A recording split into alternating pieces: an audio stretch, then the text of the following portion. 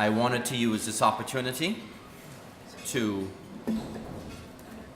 say a few words about the advancements in the Public Safety Communications Network and the E911 platform.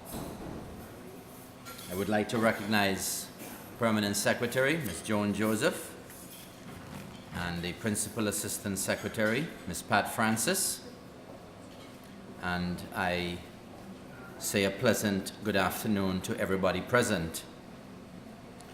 Today is a very special day because we're marking 5 years of the operations of the Public Safety Communications Network, or PSCN as it's known, and a very integral part of that is the E911 network. I want to share with you a historical perspective of where we were and how we have arrived at 5 years of excellent performance by a very important component of the Ministry of Telecommunications, Science and Technology. And I want to begin that historical overview by saying that in 2006, I believe 2007, the government of Antigua and Barbuda recognized that there were certain inherent shortcomings in how citizens were being attended to, as it were, when they dialed 911 for emergencies. And consequent upon the recognition of that shortcoming, the Ministry of Telecommunications developed a master plan for modernizing, and I repeat, for modernizing the way public safety agencies communicate. What followed was the single largest investment in what we now know as the Public Safety Communications Network, which was launched in August of 2008, and the E911 Center, which some refer to as the PSAP, that was launched a few months later in November of 2008. I want to remind you that in August of 2008, or around that time, this country had been gripped with the Mulani murders, and there was a request from the then Ministry of Justice and Public Safety for the Ministry of Telecommunications to fast-track the rollout of the Public Safety Communications Network. I also want to remind you that in 2005, when I was appointed as Minister of State in the Ministry of Telecoms, I, along with the technical teams, immediately recognized that there were certain communication needs that public safety agencies like the police and the EMS, these needs needed to be met. We recognized there were needs and we wanted to meet those needs. So with that historical perspective then, I want to share with you what the Public Safety Communications Network has delivered. There are some staff members here who were not with us at that time. And I think it is important for us to chronicle what has happened on the PSCN and why PSCN is one of the most successful public sector projects ever undertaken in the history of Antigua and Barbuda.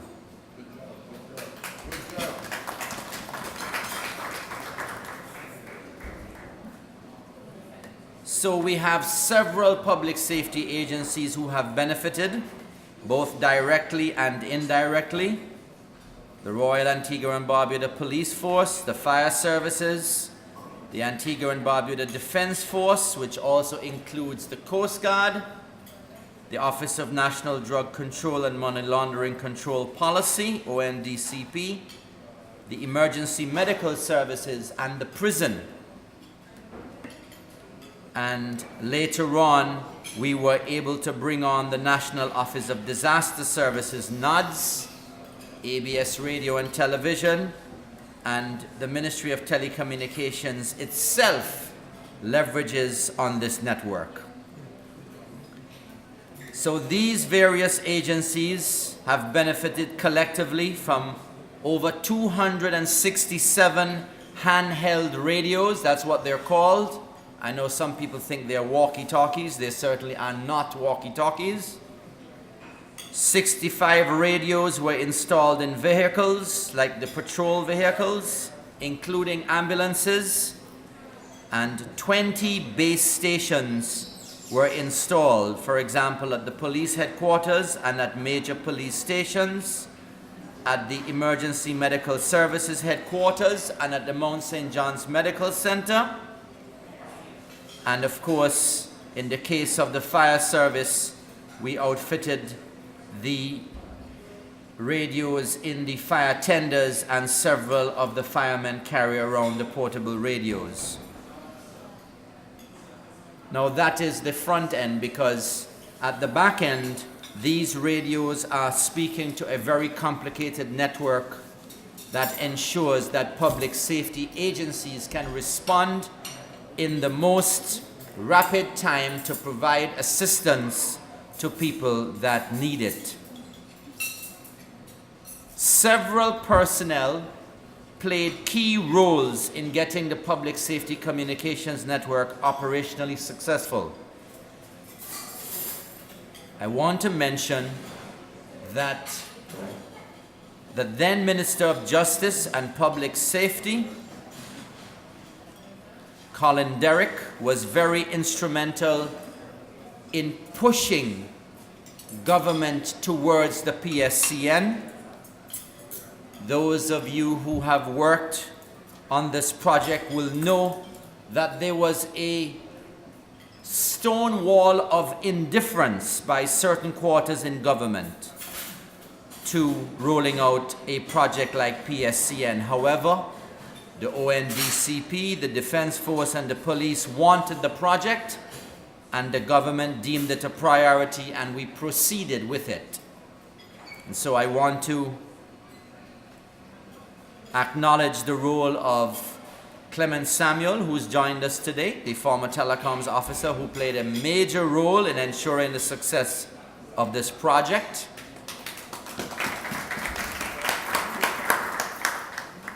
I also want to acknowledge Delrio Newman, who had worked as telecoms consultant with the government at the time, and also to say a special thanks to Tara Simmons. All three of these individuals have since moved on. Of course, we still have with us Arthur Bird and Ralston James, who have played an important role, and I want to recognize the oversight of Daryl Jackson on this project. And then, of course, there were major contributions from Luxmore Edwards, Rafiq Henry, and the team from the networking division, the network engineering division. And I want to say that when you consider the geographic location of the 911 center, which is literally next to the government data center, it is a great example of how government should be working to leverage on existing infrastructure to ensure that that infrastructure can be put to the widest possible use at the most economical cost for the largest number of people. And so I submit to you today that the location of the E911 center next to the data center has paid dividends for the following reasons. First of all, the hardware is already being maintained for other government institutions, and so therefore the same human resource, the same trained technical human resource can be used to ensure that the equipment for 911 remains operational. And secondly, it helps to build inward capacity in the ministry in terms of having people trained. I also want to thank Motorola, who obviously played a pivotal role, and those of you who worked on the project would know that Motorola was matched head-to-head and toe-to-toe by Antiguan and Barbudan technical personnel. As a matter of fact, Motorola asked us to release some of our technical people to work on other projects in the Caribbean, and that, in my submission, is an important indicator of the type of talent that exists in the ministry.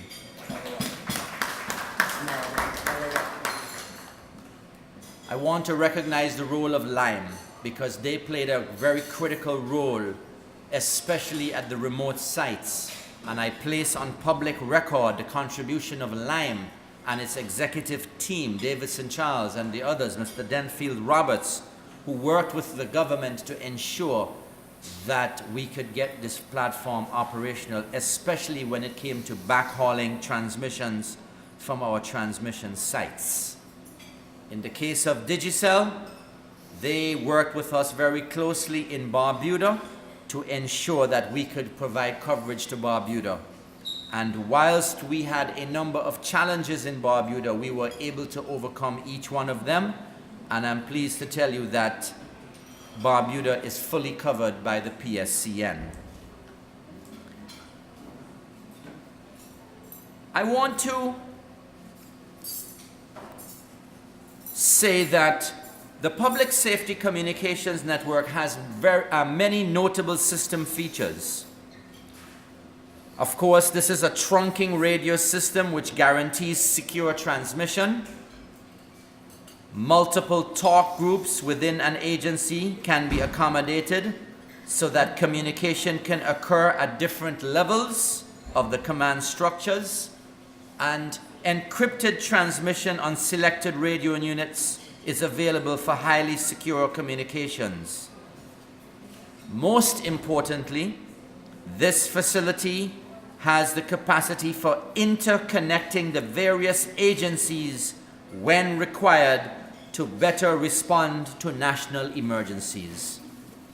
And I need not remind you of major disasters that can come from time to time. You can reflect back on the devastating earthquake in Haiti and what has happened in the Philippines. As we speak, there are countries this very moment facing a new typhoon with disastrous consequences for their peoples and their economies.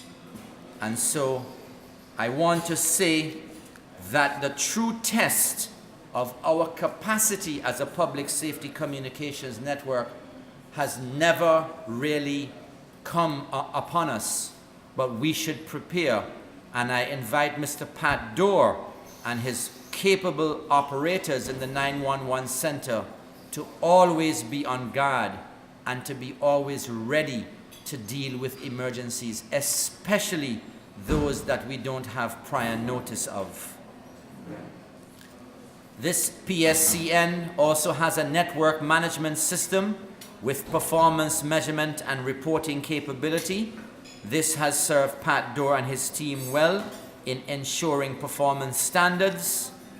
And let me say a few words then about E911 itself, which is the Public Safety Answering Point, or the PSAP. This has three very important elements. One is it has a call-taking console which can seat up to 4 operators. There is a radio, which is the same handheld radio or the walkie-talkies for John Public's sort of appreciation. It has a radio dispatch console, and it also has a dispatch record generator. These 3 elements commingle to ensure that the public safety answering point is manned 24 hours a day, 365 days a year. And I want to commend highly all of the E911 operators for doing an absolutely great job in the last 5 years. You've done an excellent job, and we expect you to continue that. I want to say that the 911 service is a good example of government providing critical customer service. This is a mission-critical operation, but it has at its epicenter customer service. And I want to ask you, how many of you here seated today have had to call 911 in the last 2 or 3 years? Show me your hands, because I'm including my hand here. How many people have had to call 911? I think that you will agree that the timely response to all incoming calls has been one of the successes of 911. We are up to 90% of calls are answered within 10 seconds or less. Give it up for the operators. And I want to say to Antiguans and Barbudans, citizens and residents alike, this is one of the few countries in the Caribbean that has a totally modern 911 system, rivaled only by countries that are significantly more affluent than Antigua and Barbuda. So the 911 operators are trained to keep callers calm and focused. They gather pertinent information quickly but with sensitivity, and they follow it up with interaction with the appropriate response agencies. And of course, from time to time, they provide follow-up and logistical support. But there are challenges, like in any other operation. One of the recurrent challenges has been adequate staffing, and I'm very pleased. A few days ago, I received an email from the Permanent Secretary indicating that 2 new 911 operators have been employed by PSCN, and this is a great move in the right direction. It certainly will give the 911 operators who've been there working long shifts a chance to perhaps not be as stressed out, because I tell you, that is a stressful environment. The second challenge is maintaining the equipment. I am talking about maintaining the equipment at the 911 center, which is the PSAP center, at the data center, and at the remote sites. Regrettably, in 2012 and in 2013, no allocations were made to assist in ensuring that this equipment is maintained. I spoke about this in my contribution to the 2013 budget debate, which took place in December of last year. I want to use this opportunity to say that the Public Safety Communications Network is a mission-critical operation. Maintaining this infrastructure and ensuring ongoing training for all 911 operators are very important. There's no secret, and those of you that know me know that I speak the truth. We made multiple presentations to the relevant agencies of government. What was the response? Nada. I made presentations to the concerned individuals and agencies, and the response I got was nada. So I want to state categorically and emphatically that failure to allocate funding to ensure the on-time and recommended maintenance schedule for the equipment that has costed taxpayers millions of dollars is a risky and dangerous position. I want to remind you, as I did a few minutes ago, of what Typhoon Haiyan did in the Philippines and what the earthquake did in Haiti. So we must maintain and solidify our state of readiness. We must maintain and solidify our state of readiness because the public safety communications network, the staff, the infrastructure, the connectivity, and all the support services all have to work in tandem to ensure that the PSCN can function at its optimum and at its best when the need is greatest. Example, in times of those types of disasters. I also want to mention that in the past, the absence of proper signage and addresses has been an impediment, but there has been a major improvement on the part of the local government offices, on the part of the Department of Local Government, and the improvement there is noticeable, and I'm sure in the months to come it will benefit the 911 center in terms of ensuring a proper dispatch to the proper address, to the proper location. I conclude by highlighting that there has been a high rate, of course, of non-emergency calls and prank calls. These prank calls are not only from children, and I reiterate the government's request and pleadings for parents to ensure that children do not place calls to the 911 facility unless it is a genuine emergency. I want to also mention what I consider to be suboptimal and on some occasions bordering on poor cooperation of responders. There is room for improvement here, and I call on public safety agencies that interact with the PSCN E911 to give the operators your fullest support. You both, you meaning the public sector, the public safety responder, and the operators are providing a critical service to the public. So, on behalf of the Permanent Secretary and the administrative managers in the Ministry of Telecommunications, I want to thank all the operators for 5 years of dedicated work. You have done an excellent job, and Antiguans and Barbudans have a professional team that answers their 911 calls. And so today, the Ministry of Telecommunications, Science and Technology says to you, thank you. And of course, prior to my arrival, Santa Claus left a bag of goodies clearly marked E911 staff. So season's greetings, and God bless you. Thank you for listening to me.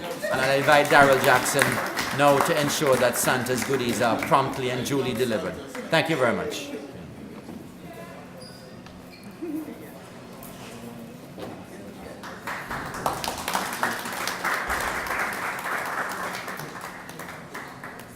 Rose Williams.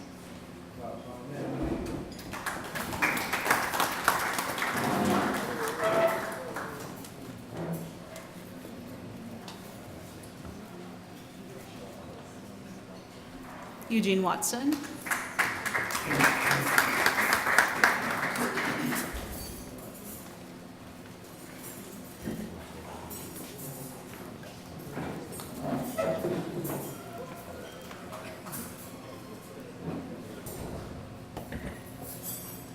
Trevor Scott.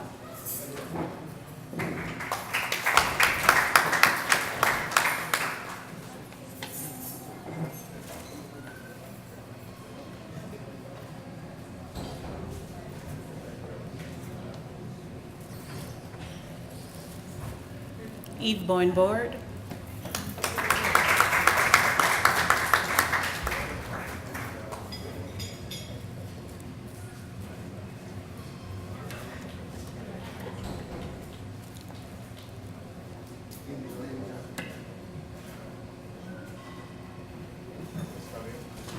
Maurice Valentine.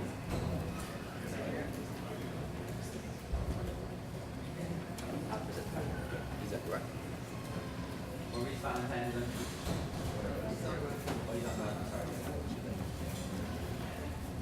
Wayne Hope.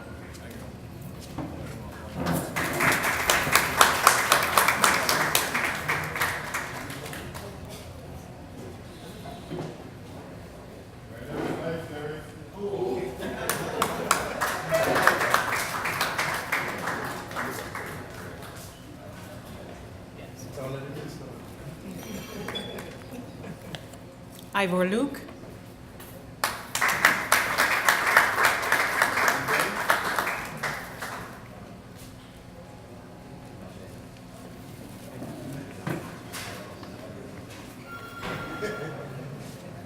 The following two persons are actually on duty.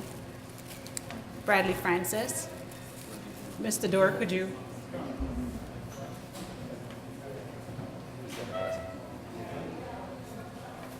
And Natasha McGinley Francis.